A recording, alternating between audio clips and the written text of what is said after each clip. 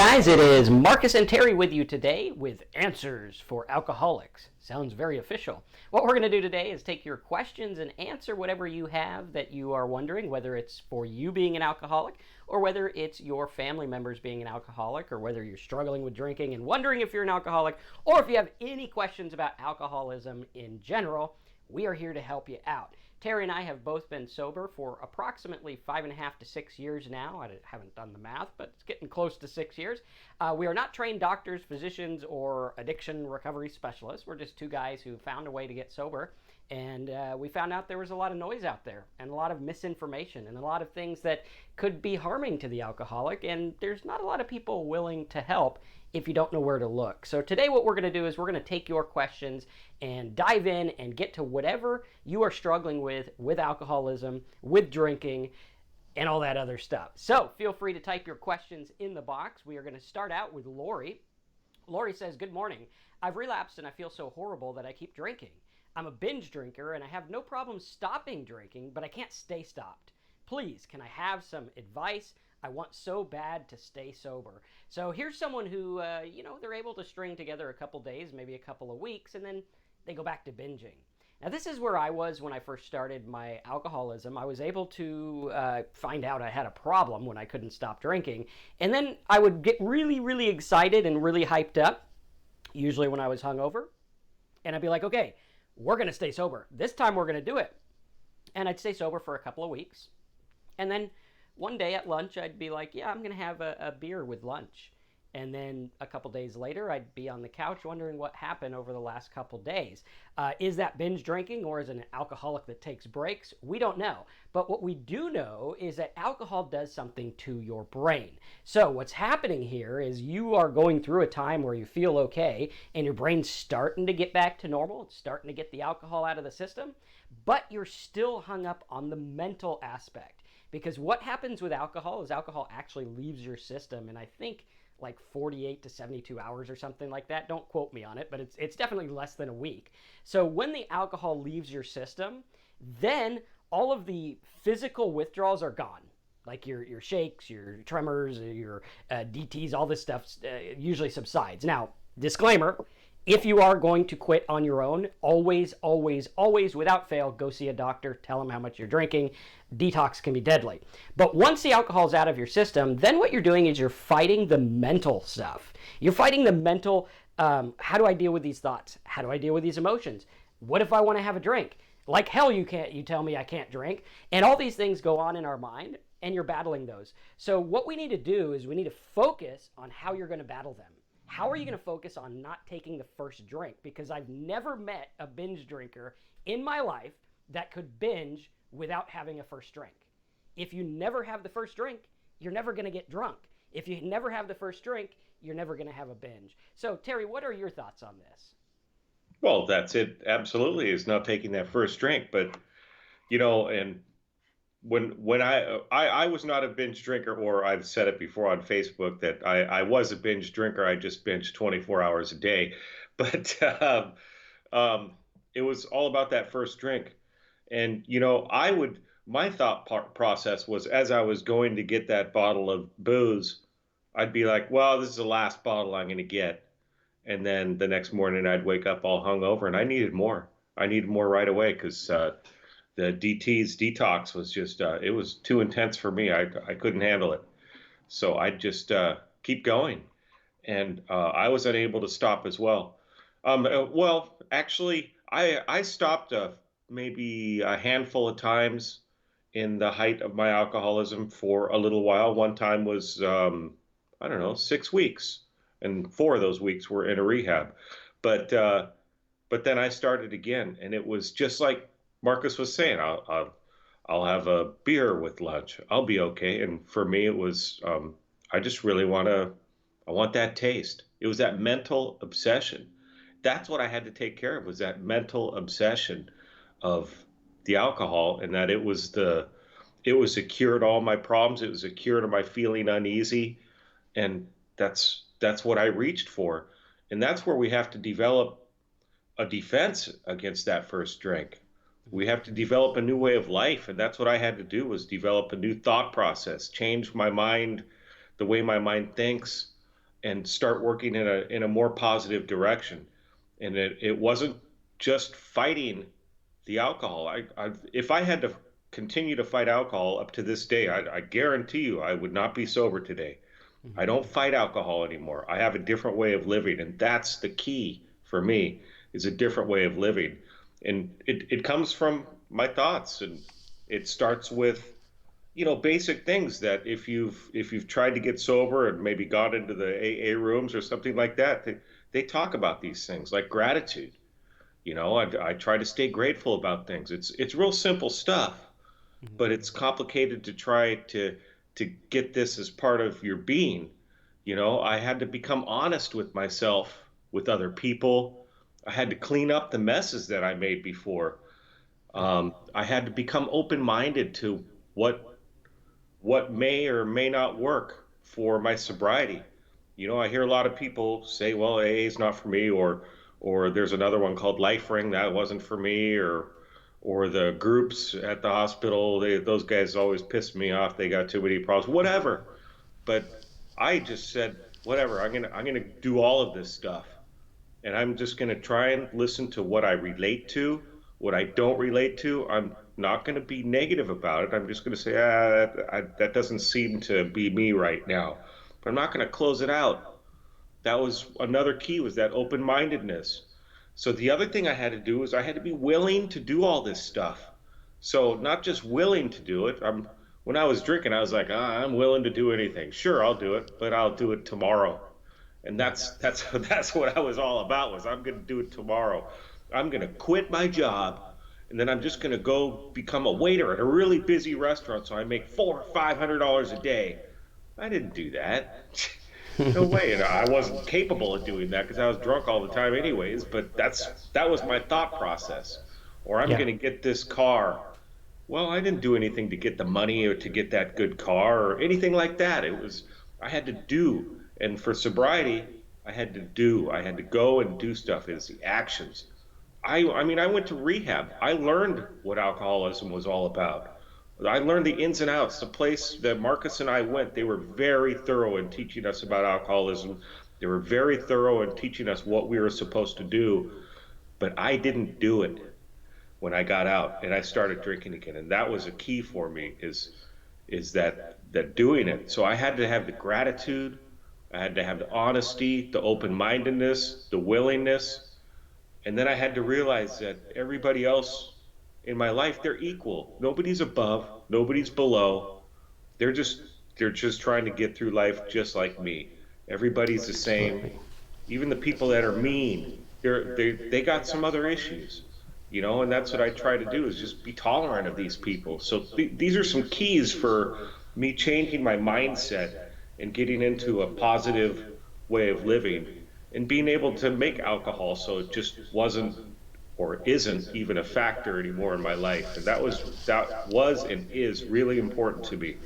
So sobriety has to be the first thing in my life, and then everything else will fall into place. Absolutely. And I think it's important to realize that when we're alcoholics, we take our thoughts very seriously. I remember I took every thought seriously, and I was so bent on, wow, I have these ideas and these cravings, right? And you look at the internet, and some of the best videos that we have on the channel that get a lot of views are about dealing with cravings. And the funny thing about a craving is it is just that. It's just a craving. It's like the same thing as, you see a member of the opposite sex and you think they're attractive, or the same sex, or whoever you're into, right? And you're attracted to them. Now, you might have thoughts like, wow, they're very attractive, and, whatever else comes on with that. And we can have that thought, but not jump on it. Right? If we all jumped on thoughts, we'd be like lunatics and be like, oh, hey, I need money. Maybe I'll go rob a bank, right? You go rob a bank or whatever. Sometimes you have those fleeting thoughts, and they are just that, just fleeting thoughts. But I think what happens in our culture is we're taught that thoughts are bad, and that you need to contain them, and you need to wrestle with them. And when you try to contain them and wrestle with them, you're in the fight acting as if they're big things. What you're doing is you're giving value to something that has no value. Thoughts are nothing more than chemical impulses in the brain. If I'm walking across the street, my brain's constantly scanning for what's going on. I might see an old lady crossing the road, a car over here, and this over here. And my brain might go, hey, why don't you push the old lady?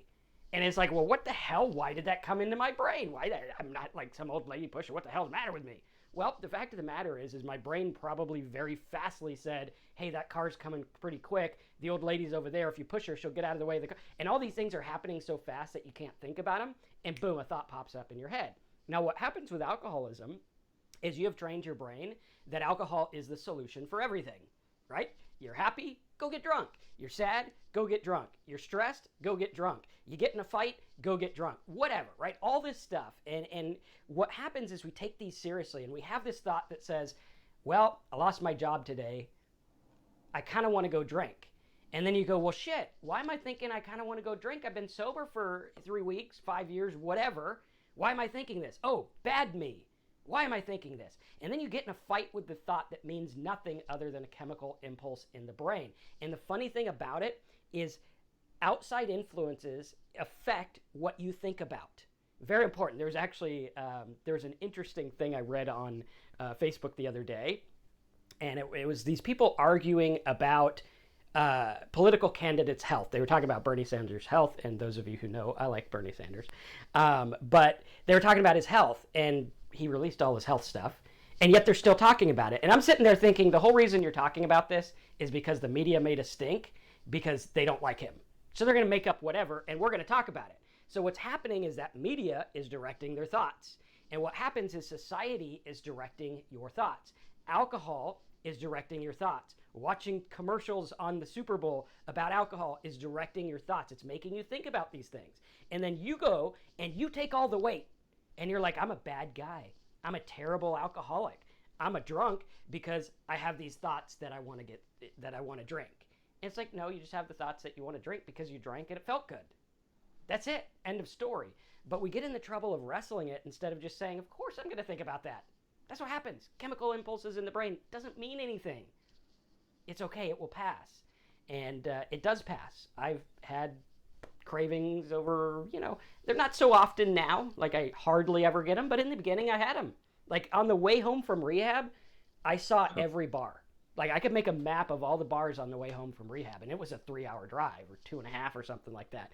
And it's like, hey, that doesn't make me bad. It just makes me an alcoholic. That's all it makes me, right? And our thoughts aren't big deals. You just have to look at them in moderation and be like, yeah, of course we're going to think about that. Big deal, right?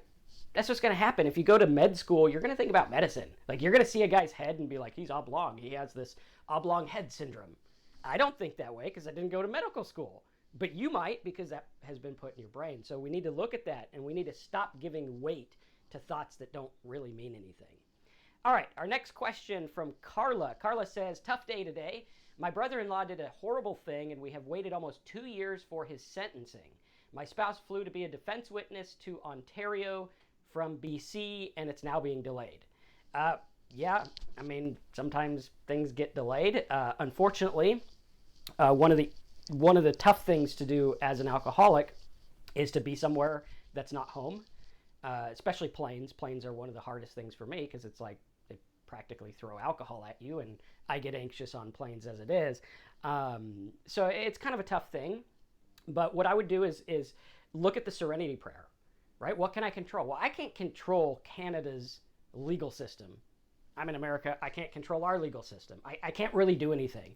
I can't control what 12 people are going to say, guilty or innocent. I can't do it. All I can do is my part. And what's my part? Well, maybe my part's showing up. And if it get delays, well, hey, I showed up. I can go home and go back when it's not delayed, right? And we look at it and we take it in stride and we say, hey, you know what? The outcome's going to be what the outcome is. And if someone does a terrible thing, they pay the price for it. Same with alcoholics. If alcoholics do terrible things, you know what? When you get sober, it's not like everything goes away, right? If you got in a fight and hurt someone when you were drinking, when you get sober, it's not everything forgiven. You learn to deal with it and you say, yeah, you know what? I was under the influence. As a normal person, I wouldn't have done that, but I was under the influence and I did do it. And I am responsible for that, right? And we look at it and we're like, okay, this is how we deal with it. What can I control? What can I not control? And how can I find peace in the process? Exactly.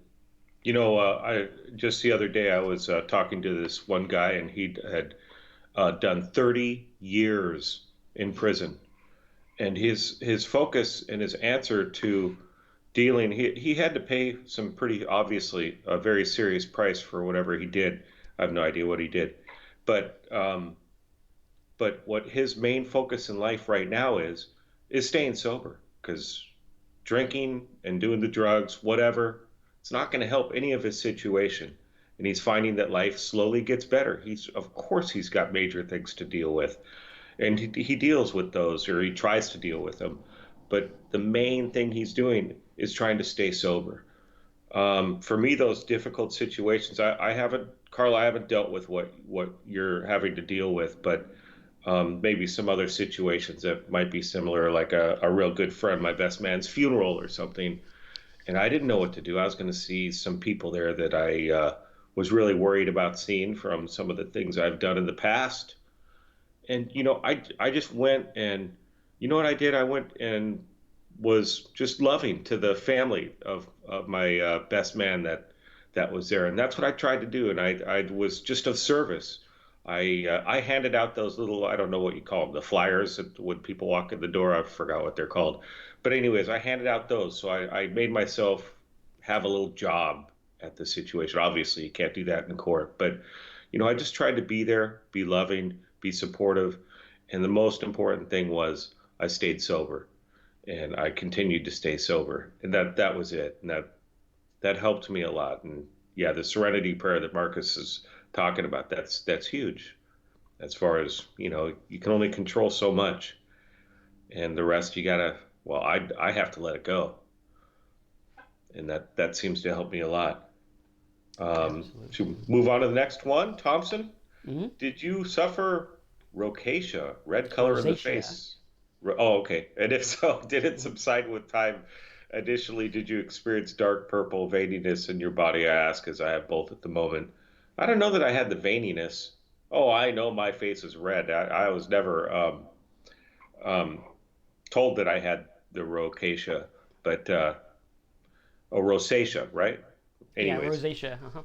yeah, I was never told that I had that, but oh yeah, my face was round and red, and that was definitely because of the alcohol, and it took quite a while for that to subside, but it did. As far as my physical issues, they really went away. They started to go away right away, but I was feeling a lot better maybe after 4 to 6 months of being sober. But I was pretty hardcore in the amount that I was drinking. I did a lot of destruction in my body. So, some people get better quicker, some people get better slowly. Um, I work with one guy who's fighting alcohol constantly, and he's physically every time he gets sober, he's in worse and worse shape. And the alcohol affects every cell of your body, so things are going to happen. And I think it was about 90 days or 6 months after rehab that I met up with Terry again, and I almost didn't recognize him. Like if he didn't say I'm Terry, I'd be like, no, you're not. You're not Terry. Totally looks different, looks way better, feels better, and same thing with me. I mean, I felt like I was gonna die every day. That's how I felt with alcohol, and it really messed with me, really messed up my thoughts, my life, everything.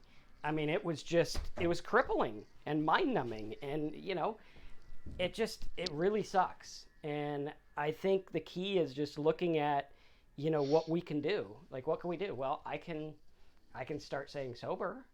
I can go to the doctor. If he's got something for rosacea, maybe you can look at that. But if you're noticing changes in your body and your mental state, you need to get to a doctor, right? Just getting sober, I mean, that's all good. Like, we should all stay sober. That's a great thing. But Terry and I, when we got sober, we were in deadly states. Like, both of us were in a state where it's like you could die. And unfortunately, the media really like they'd rather talk about e-cigarettes, which are bad, but like, yeah, okay, 10 people died from e-cigarettes or something like that, instead of talking about alcoholism. Why? Because there's a lot more money in alcohol. And unfortunately, the slant is they don't talk about alcoholics dying from detox. Like, I don't think I ever heard that until I was in rehab. And I remember I go to rehab and I'm like, hey man, did you drugs or you just alcohol? And he laughed at me. He's like, just alcohol? Just like, what the hell's the matter with you? Like, alcohol, we die. And you die from other drug detox too. but I think it's something like 80,000 alcohol-related deaths every year, and there's no media coverage. They don't talk about it. Like, you're an alcoholic, go, piss off, whatever. You can't hold your liquor. What's wrong with you? And the education's not there. And that's what we started this channel about, is to educate you and let you know this is what's going on in your body. This can be deadly. There are options. There are ways to change your thinking. There are ways to change your life. And you can do it. You don't have to be a slave to alcohol anymore. You don't have to be an alcoholic anymore. You can get away and say, no, I'm not going to do this anymore. Is it easy? Hell no, it's not easy. It's one of the hardest things I ever did. But it gets easier with time, right? The first couple months are very difficult. But what's going to happen is when you drank, you trained your brain to drink. And now you're going to train your brain to undrink. And you're going to look at your thoughts. And you're going to start to, instead of being in your mind, right? Like in your mind where you're like, oh, hey, you know what? This is what we're thinking. This is what we're talking. You're going to step back and you're going to be like, well, where are these ideas and thoughts coming from anyway?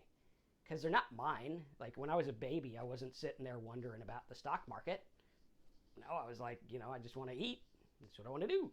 So all these things are learned. And I remember one guy I like to listen to, disclaimer, this guy is a total freaking whack job. And I think he had a coke problem, but I listen to all kinds of stuff. But this guy, Richard Bandler, he said, you're only born with two fears. One is the fear of falling, and the other is the fear of loud noise. Everything else is learned. So like fear of, divorce, fear of breaking up. This is all learned stuff. And that's not to say that it's not real, but it's to say that these thoughts are not our own. These thoughts were put on us, right? And it's just very interesting that in our culture, we tend to be inside. And in other cultures, they say, well, what if I was the watcher? What if I watched my thoughts? What about instead of having an alcohol craving and being like, oh my God, what am I going to do about this?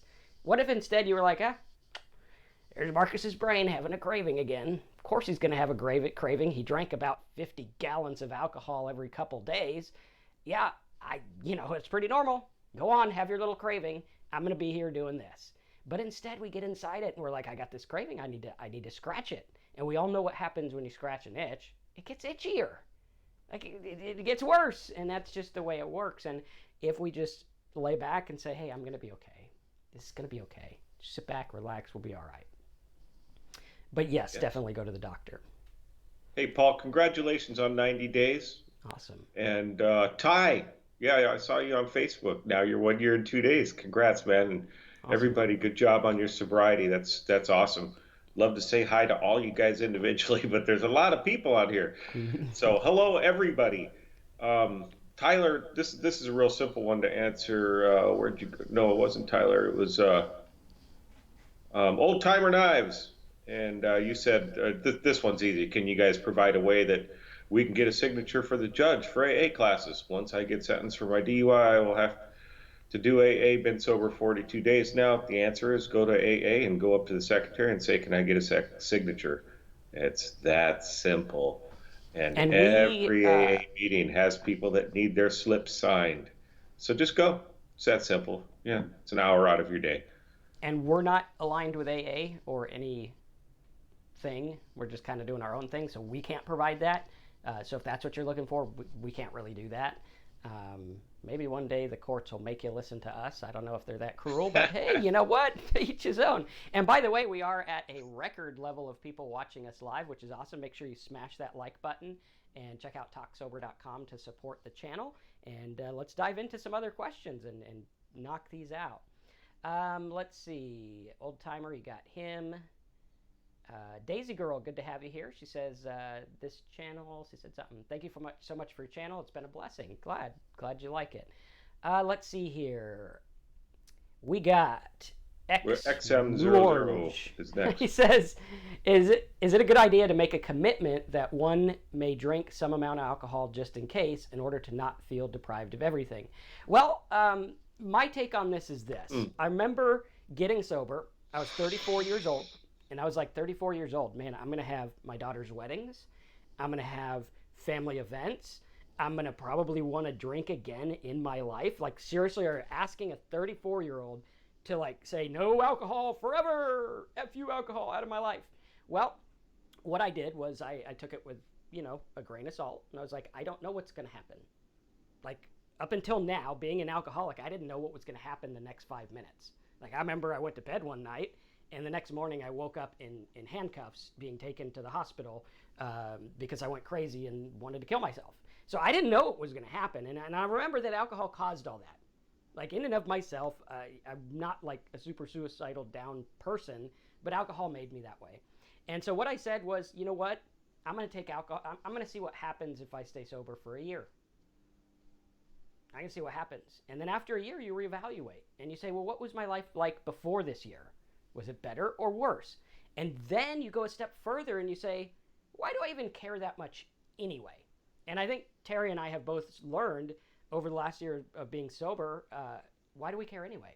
Like I literally let this drink dictate my life. And now here I am, like, oh, drink, you have completely and utterly fucked up my life, and I almost died. But some point in my life, I'd like to have you again. I'd like another glass of fuck up my life and go insane. Please pour me another glass. And when you phrase it that way and you look at it and you're like, the reason I care about this is because of society indoctrination, right? That's all it's about. It sells a lot of booze. Like Anheuser-Busch, all these companies. Me and Terry like probably funded a couple of wings in their building. Like some executives got some big checks, and these companies know that. They know that, you know, the guy who gets a six-pack every year, like my dad, they ain't making much on him.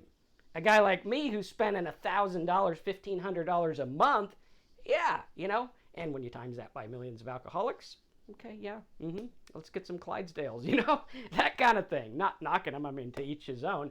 But I think something needs to be done, society, about it, to educate people and say, look, you know, some people can drink, and that's fine. But I know for me, I can't. And for me now, I don't want to drink again the rest of my life. I don't care about it, right? I've smelled it while cooking. I've tasted it in certain dishes that are made with it. Not a good idea, early sober. Like I waited like 5 years to be able to do that. But every time I do, I'm like, I don't miss this shit. I don't want that.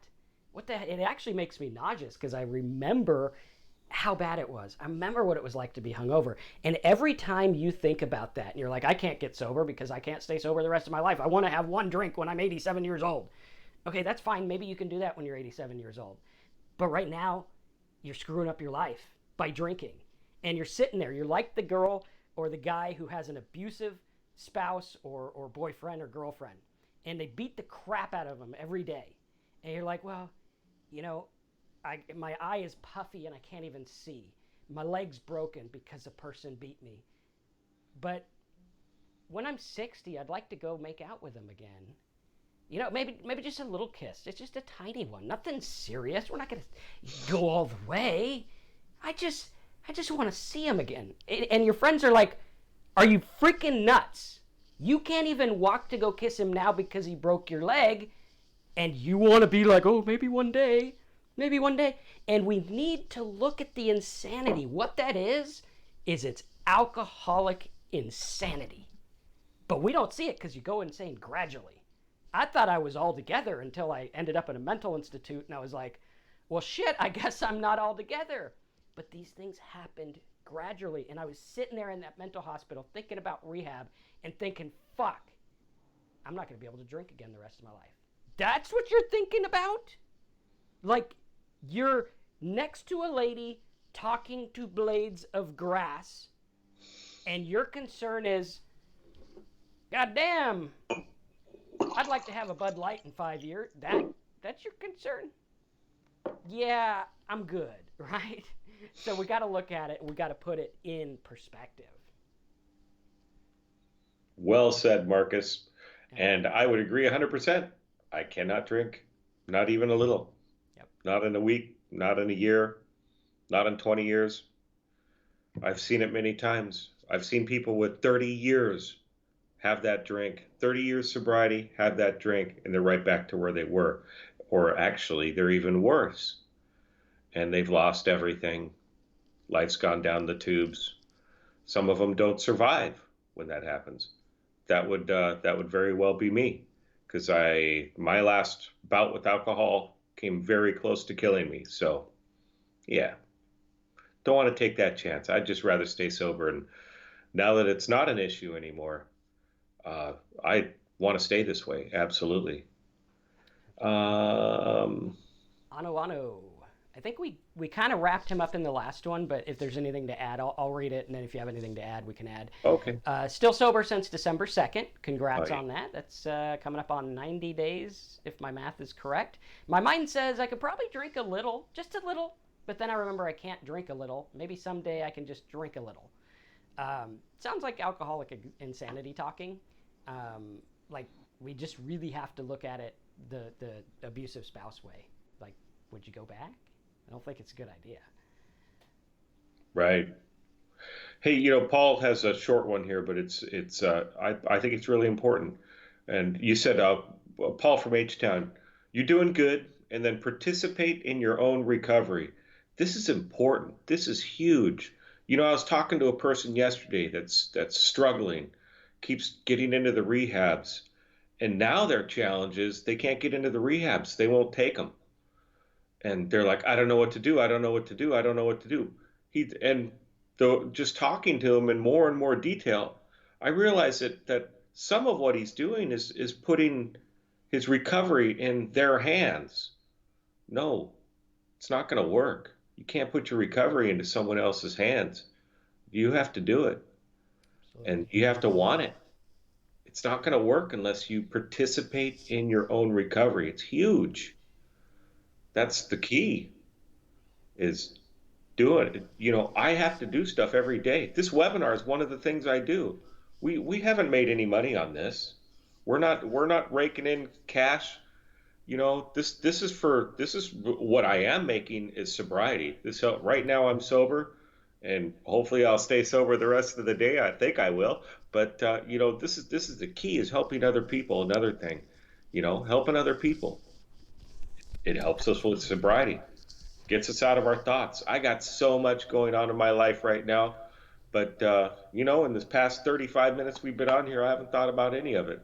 I'm Yep. thinking about sobriety, what I do every day. It's reinforcing that. Having to be here at 8 o'clock my time, it gives me some accountability, and yeah, it's great. Absolutely. Participate. And right before we started to talk, I was telling Terry, I haven't had the greatest month.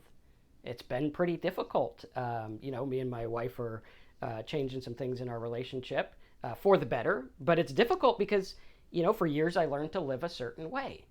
And now that's being shifted. And on top of that, we're going to the gym at 7 in the morning, which is shifting things. And on top of it, I got to run my other business, and a lot of things going on. And when I came on here, Terry's like, "Hey, you're going to get to forget about it for a little bit of time, and you'll get to help people." And now I think about how grateful I am. I'm thinking, instead of like, "Hey, you know what? Our business isn't doing that great this month. I mean, it's doing good, but not the way I like it to be." And I'm like, hey, I'm sitting out here in my backyard office. I got all this land to look at. I got a lot to be grateful for. Sure, I might not have like a couple extra numbers that I would like, but big shit. I'm sober. I'm not like next to the lady talking to grass anymore. I'm not going insane. I'm not jonesing over alcohol. I'm not waking up hungover. I'm not having all these things. And we look at it, and we can be grateful, and we can learn. And that's really how it works. And, this channel we do, we're not running a profit. We're actually in the negative, meaning that I come out of pocket from one of my other businesses to support this. There are costs involved in doing this, which, if you do want to support us and help us spread the message, at least click that like button, the thumbs up or whatever they call it here, and you can go over to talksober.com and click support the channel, and for less than the cost of a price of a cheap beer a day, and we all know the cost of a cheap beer a day, you can support what we're doing, and you're also going to get audios. You'll get a pre-ordered copy of my book that's coming out, and lots of other stuff, and you'll know that you're helping spread the message that needs to be heard. Alcoholics need to hear this stuff, because the education is just really lax, and I'm sure up until now you felt like, hey, no one really understands me. No one really cares. No one gives a shit. And maybe you're afraid to go to meetings, or maybe you're afraid to do a rehab or whatever. And what we're doing is we're providing that education so that you understand, and you can make an informed decision. And you could say, look, these are not my thoughts. This is alcohol talking. So yeah, check that out. Let's go ahead and dive into some others. My opinion says, I can't stop. Every time I have a day off, I just make up for it the next day. I'm stuck in a rut and trying to limit my daily intake. I recently CT'd off of a Xanax addiction, and now alcohol is my only crutch for anxiety, but my worst enemy. Well, my opinion, let me tell you a little secret about alcohol and anxiety. Alcohol causes anxiety. Right? People don't believe this because you get anxiety, you drink, it goes away, it feels like it's good. But what's happening is you're dampening your senses to it. Right? So then you'll notice you're like, hey man, when I was, 25, I'd have one beer and the anxiety would go away. Now I'm 34 and I got to get hosed to make a dent in my anxiety. Why? Because your anxiety is now off the charts. And it happens gradually, right? Now I got to have one beer to get, through anxiety. Now I got to have two. Now I got to have five. And what's happening is you're focusing on limiting your daily intake. This is damn near impossible for an alcoholic. Limiting your day, like, okay, I have 500 beers a day or 50 beers a day or a bottle of Jack a day. I'm only going to have a half. When has that ever worked? Like, it never worked for me. I sucked at it. I was really good at like not limiting anything, and I was the kind of guy where we couldn't keep it in the house. If there was 2 bottles of Jack, that's what I had. If there was 5 bottles of wine and some beer, that's what I'd have. That's what I have. If it was a little bit left over in the morning, I'd wake up at 4 a.m. and have that. Didn't matter. I would have drank till I just was gone. And so limiting, I think, is the bad way to go about it, because when you limit your intake, you are still affected by alcohol. So you're trying to limit and stay sober while being drunk, essentially, right? Because they call it a wet brain. When you have a wet brain, you're thinking like an alcoholic, even though you might not be drinking alcoholically. And so it's affecting your thoughts, and it's affecting your mood, and it's affecting everything. And the one thing alcohol wants more of is more alcohol. They say it, a man takes a drink, the drink takes a drink, then the drink takes the man, right? That's what happens. When you take that first drink, all bets are off. Why? You're chemically altered. Can't fight chemical altered. Like that's just the way it goes. If someone comes up and gives you a chemical, in like you look at old movies, for me, I'm a weirdo for like old documentaries. I was watching 2 documentaries over the weekend. One was about prescription drug addiction, and one was about shock therapy. They still do shock therapy. Like I was shocked that they still do shock therapy, and I'm like, really? This is still a thing? I thought like One Flew Over the Cuckoo's Nest kind of exposed all this stuff. But nevertheless, millions of people in America still get shock therapy. And I was watching these because what happens is people are chemically altered, and these people were talking about certain prescription drugs, and they're like, my loved one turned into someone I didn't even know. And now you can look at it and go, goddamn drug addict. Yep, that's what happens, and they go choose it. Maybe they do, and maybe they don't. Maybe there's something in chemical dependency that takes away our ability to really choose. Now, what you can choose is you can choose not to have the chemical. Oh, Marcus, I can't quit for the rest of my life. Well, then you're choosing to have the chemical. You're choosing to be chemically altered. You're choosing to be a little bit off base, and when you're a little off base, all bets are off because you can't control it. Right? It's the same thing. If I took everyone that's listening to this webinar right now and I put you in a room with no windows and no light and no food and weird music for 3 days, at the end of 3 days, people wouldn't recognize you. They wouldn't recognize you. You'd be a totally different person. They've seen them in concentration camps and get home. Oh, my loved one's home.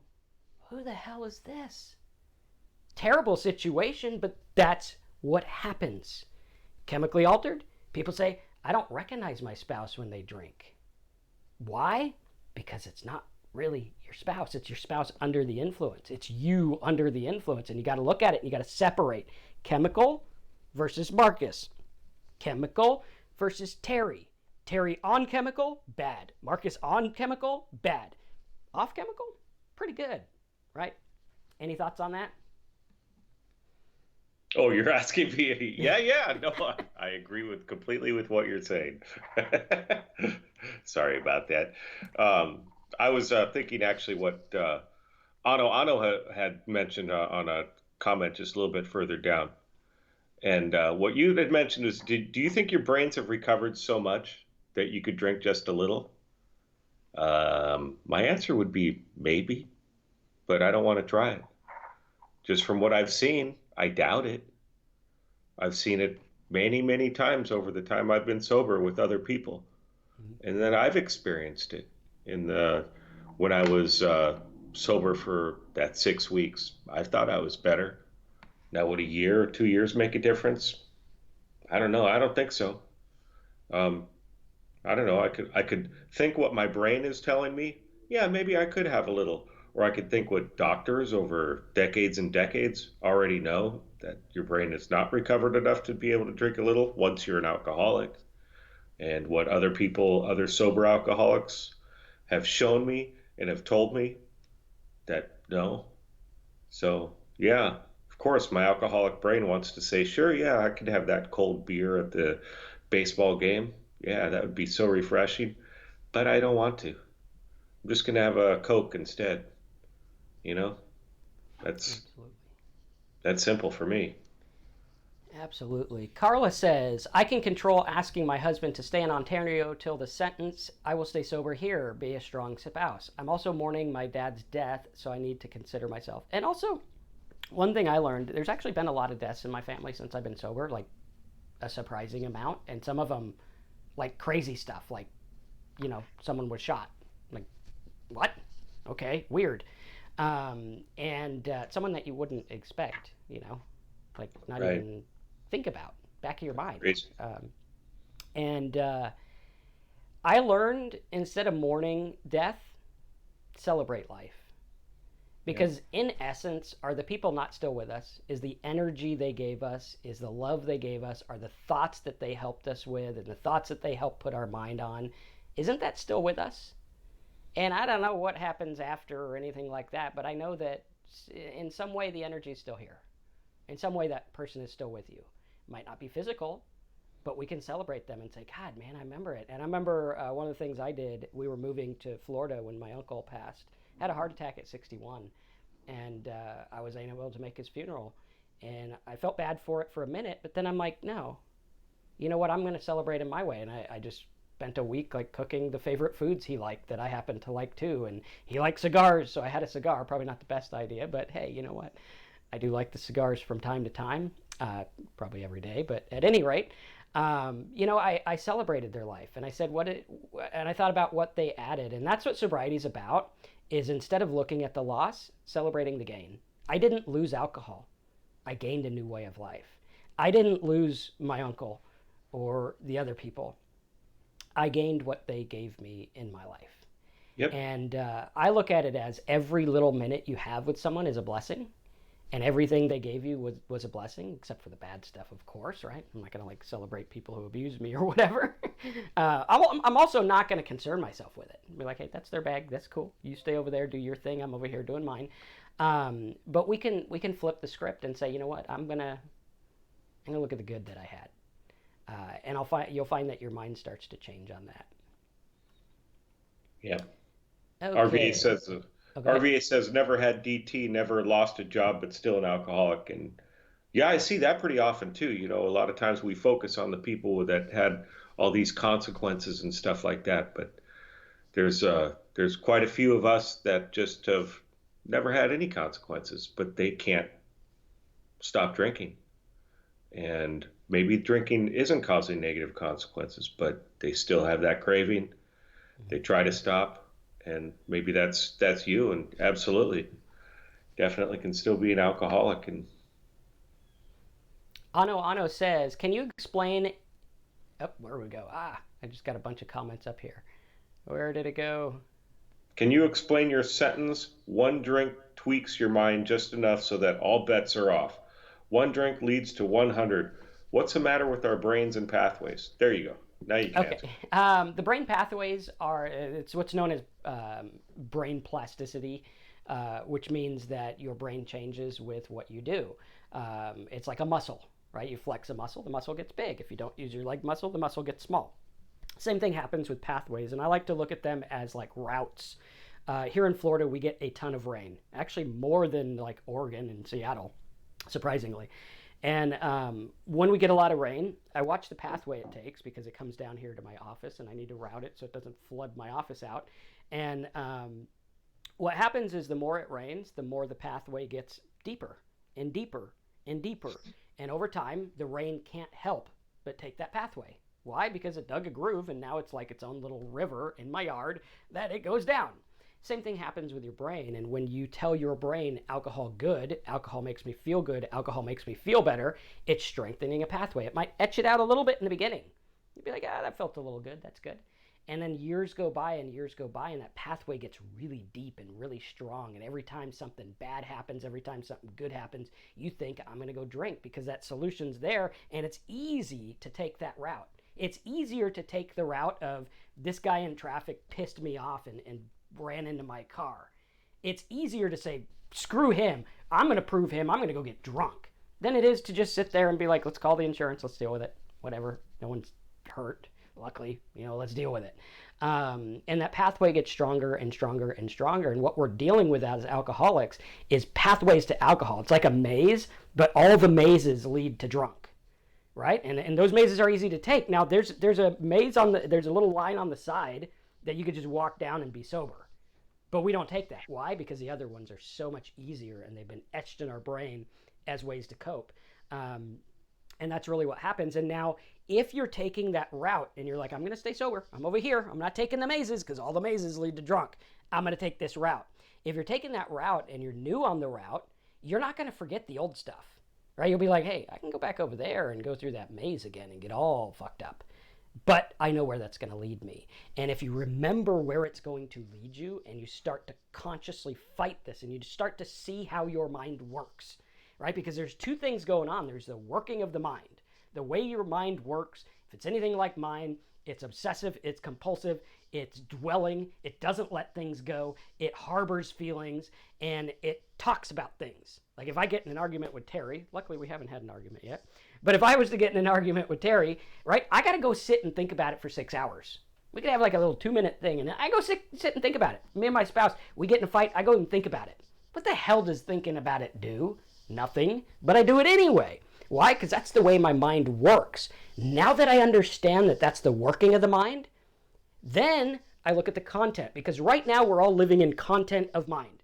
I get hit in the car and I'm mad because now I got this car thing to be mad about. But you don't think about, well, I get mad about damn near everything. I want to drink about damn near everything. I get depressed about damn near everything.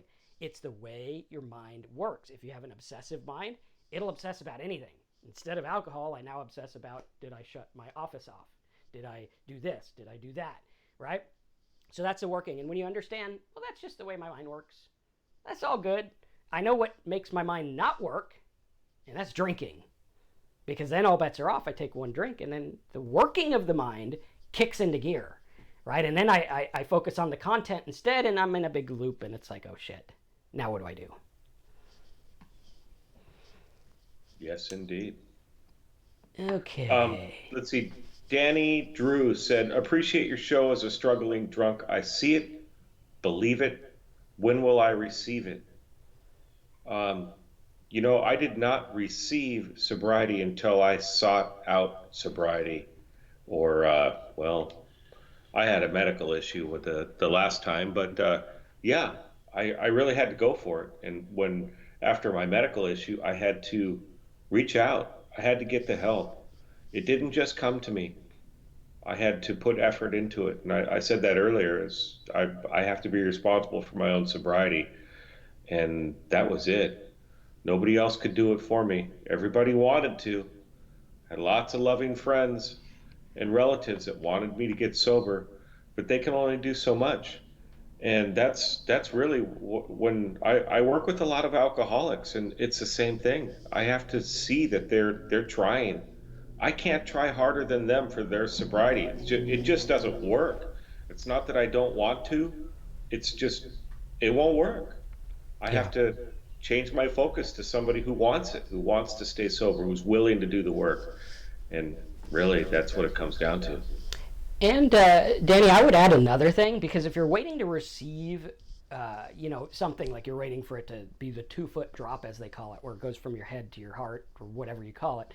One of the things I learned is bring your ass and your mind will follow. Yeah. Right? If you get up and you're like, okay, well, I'm waiting. And this is a thing people do. They wait for all this stuff. They're like, okay, I'm going to be spiritual and I'm going to wait for God to appear in my house. And he never does, because I don't think that happens, right? If you look in the mirror, God created you in his image. So he's right there. Go look. But the fact of the matter is we're waiting for some earth-shattering event instead of bringing our ass. What am I going to do to stay sober? Not what am I going to feel, not what am I going to think, what am I going to do? I'm going to bring my ass. If it's going to meetings, I'm going to go to meetings. If it's driving 10 miles out of the way so I don't go by my bar, that's what I'm going to do.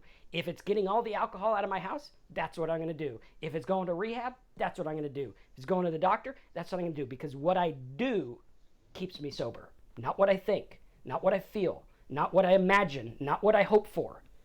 What I do. And if you do something different, because I'll tell you what, Terry and I have both had really bad days sober. We've had bad days where we're like, oh, fuck, man, what the hell are we going to do? What am I going to do? Right? And what did we do? We did something. We got up. I hadn't been to a meeting in 2 years. And I had a hard time about 6 months ago. I'm like, you know what? I don't feel like I'm going to drink. I don't think I'm going to drink. But I'm going to go to a meeting just because I need to do something. I need to get out of my element. And I'm not going to wait for the sky to change and, oh, here's the winning lottery ticket and your life is planned. Now you can be sober. Doesn't work that way. Doesn't work that way. What am I going to do? What are you going to do today to get sober? And I guarantee you, without a shadow of a doubt, that if you do something every day to stay sober, you'll get the feeling that you're looking for. You'll get the life change you're looking for. But the problem is people give up too soon and they say, well, it was a lot easier to get drunk than worry about stuff. Maybe, maybe not. Maybe in the beginning it is. Like, maybe you haven't handled your thoughts. But what are you going to do? And if you do it long enough, one, you'll probably stay sober because you can't get drunk if you don't drink, and that's something you got to do. And you focus on it and you're like, okay, how am I going to do this? I'm going to do it every day. Whether it's walking 10 feet, walking a mile, doing this, doing that. Bring your ass and your brain will follow. But don't sit on your ass and wait. Yep. That's not going to work. Good morning back to you, Derek. And Ty, you said thanks, Terry. You're welcome. Kate's said 9 months sober. And awesome. That's great. Trent mentioned, my friend is an alcoholic. He won't go to classes. He says he will slow down, quit on his own. I tell him he hasn't done that in over 10 years now. I don't believe him and want to help. How? Just try to keep being supportive in that. A lot of times people will just continue to harp on him, and that may just drive him away. Be there for him. I have a friend that's not involved in any sobriety. I personally, from what I see, he's probably an alcoholic, but really it's for him to decide. And when he finally decides that he's an alcoholic, maybe he'll decide to get some help. And when he wants to get some help, maybe he'll call me. And maybe I can help, or I can point him in the right direction if he doesn't want the help from me. But really, it's going to be up to your friend. And show him educational stuff.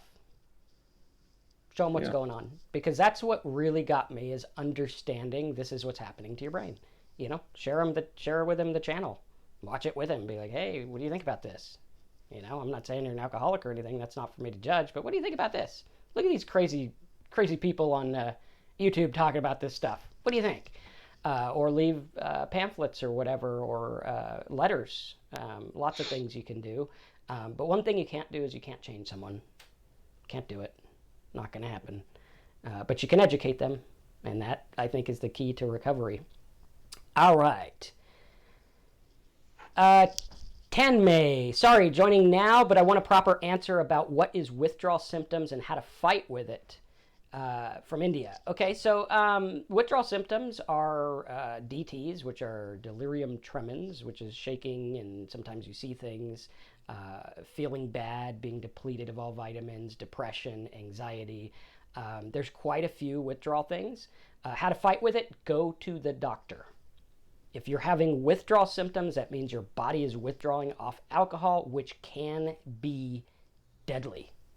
Go to the doctor. Even if you think, oh, well, Marcus had a ton of booze and I only have a little bit of booze, doesn't matter. Go anyway. It's not going to kill you to go to the doctor. It'll actually probably help you, right? And figure out what's going on. Okay. Right. I was trying to see where that one was that you just... Let's see. I'll get down to, are there any online AA classes I can attend? Yeah, there's several. Just search for them. You'll find them. Yep. We are a recovery class. You could join every week. Also, we are starting private recovery talks for people who want to join at talksober.com. Just click on support the channel. And we're starting weekly webinars where you guys can come on. You can tell us what you're struggling with. You could either type it in or do it on audio, or if you want to be on video. Either way, we don't care. I mean, you could type in just like this, or you could be there on camera if you want. And we're going to go through things and tell you how we get sober. Those classes are going to be very education based, because I believe the key to getting this under control is education and understanding what's going on. But other than that, you can go search for all kinds of AA classes online. Okay.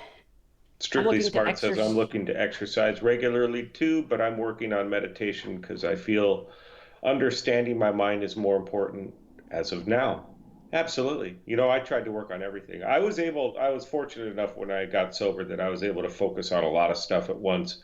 But regardless, I went and got a physical about 3 months sober to make sure I was able to exercise. I wasn't able to do anything when I first got sober. And then I started very, very slowly under doctor's supervision. And you got to do that. I mean, alcohol messes us up, and you don't know what the lasting effects are going to be. So definitely do that. But I exercise a lot now. It's one of my releases. And you're talking about you're working on meditation. When I go on 4-hour bicycle rides, that is my meditation. And it's awesome. I get done with that and I got a new outlook on life. It's great. Okay, Ano says, so afraid of relapse in an acute stress situation. Acute stress situations get me in a panic state. Then alcohol gets in my mind. Any tip? The 15-minute trick never worked for me. Well, what I would do is I would realize that you're in a panic state. When you're in a panic state, the last thing you want to do is admit that you're in a panic state. But if you sit there and you're like, it's just a state, it'll pass. Because it did pass. Otherwise, I mean, I doubt you're still having it today. And I doubt you're still having the same one that you had 10 years ago. So it does go away. And if the 15-minute trick doesn't work, do it again and again and again. And realize that alcohol does not help panic. It doesn't help. Like, have you ever been in a panic situation? Like, if you were in the house and your house caught fire, would you rather be drunk or sober? I think I'm going to go with sober on that one, right? So you got to look at it and say, well, this isn't going to be helped by alcohol. As much as I might want it, it's not going to be helped by it. And we can learn new ways to think. Like the guy who's talking about exercise and meditation. Make them one. Meditate while you exercise. Focus on what you're doing, right? One of the best ways to get out of your mind is to exercise. Terry could tell you all about that. He rides bikes like 5,000 miles a week or something like that. I don't know if it's 5,000, but it's a lot. Well, right now I clean a house. There you go. Trying to fix up my house. But okay. Trying to stay sober while being drunk. That's true. Used to be facing this feeling so many times. Was kind of cheating myself. Let me go back to the 15-minute trick. Mm-hmm. Now, the 15-minute trick, there's ways that I do it well, especially when I first got sober, I don't so much need that 15-minute trick anymore. Although I do need to pause throughout life for many situations. It's not about the craving for alcohol, but it's the same deal. It's pausing, and instead of reacting. Something makes me very angry. I want to react. I want to lash back at the person or the situation. I try to step back, pause. If I'm able to pause, then I can think about it. Even when I was going through a divorce many years ago, I'd get the email that would make me so angry, and I'd write a response, and then I'd send it, and then I'd be like, why did I send that? So I decided I'm going to wait till the next day to hit send. Every time, and every single time I changed it 100%. So it was a reaction. So alcohol was the same way with me when I had those cravings. Sitting there for 15 minutes, thinking about that I'm waiting 15 minutes, that didn't work. I had to get busy. I had to do stuff. A lot of times it's just talking to somebody else about something completely unrelated with alcohol, or starting with that. So another sober alcoholic, I'm really craving right now. That's a difficult thing to do. I always would recommend that you do that, but I know I would probably not call another alcoholic and say, I'm really craving right now, but just call a friend and talk to them about something unrelated. Or, I always hear, go try and help somebody, but, that may not be a practical thing to do in that moment that you're given. But you can always like go mow the lawn, or maybe you don't have a lawn, or go do some laundry, something like that. Get busy. That's what I've done, and Absolutely. that's worked for that trick. So A now, couple other important ones. They're all important, but these kind of stood out since we're getting down to the wire of time here. F417 says, I stopped at 4 drinks a few days ago. My body wanted more, but I focused myself through the night and got back in the wagon. That's a great way to look at it. A lot of people, when they relapse, they're like, oh, well, I had 4. I might as well have 400. I might as well just start drinking again. Don't let the guilt and shame of stumbling get you to being drunk again, because being drunk is what we're trying to avoid. Guilt and shame is not really going to help. Again, focus on what you're going to do. Like F17 said, hey, what I'm going to do is I'm going to work on getting back on the wagon. I'm going to start to do it again. Rena brings up a controversial one, which we'll probably do a video on soon, and that is, does alcoholism run in the family? I believe it does. I believe it absolutely runs in the family, but I believe we don't really know why. Okay, so it could be a gene. Some people say it's a gene. Some people say it's a learned behavior. Some people say it's just because your family drinks, you drink. So whatever the reason is, I think that it does run in the family. However you want to slice that, I think it doesn't really matter as much as I'm going to stay sober. Well, Marcus, what about your kids? Are you going to worry about your kids when they get of drinking age? Well, I'm going to hope that they saw what I went through and they listened to what I say, and I hope they're going to stay sober. What about your grandparents? They drank. Like, my grandma was a drunk for many years, lost half of her head from drinking, was married 16 times from drinking. Lunatic, really, like lunatic. But I realized it was the alcohol, because once she got sober, after she lost half of her head, they're like, you need to stay sober, and the court is going to make sure you stay sober. And as far as I know, she was sober till the day she died, about 20 years. But I think the question of does it run in the family needs to be more focused on what am I going to do about it if I'm an alcoholic. I think that's the big thing we need to look at. Because a lot of times, I got so hung up on where it comes from rather than what am I going to do. And it's just a distraction of the brain to keep you drunk. Oh, where did this come from? Is it because my shoes were too tight when I was a kid? Is it because of that? Is it because of this? Well, who cares? I'm drunk, and what are we going to do about it? So we got to focus on that.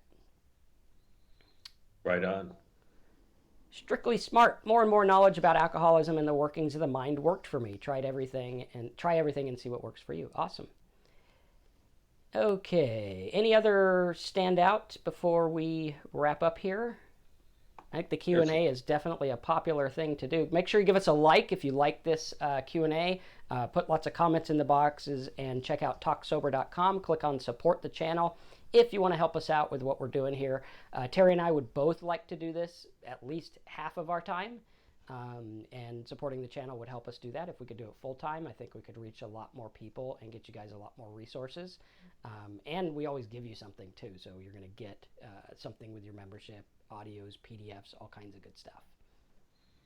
Yep. Great comments, everybody. It's good to see all you repeat visitors. This is great. We really appreciate it. And looks like we're getting some good sobriety here. Great. Absolutely, guys. So thanks for being here. We'll be here again next week at 11 a.m. Eastern Time, 8 a.m. Pacific Time, and wherever else you are, Google it. We're here. Thanks again for watching, guys. Check out TalkSober.com. Make sure you subscribe, and check out our Facebook group. Give us a thumbs up, and we'll see you next week. Bye-bye.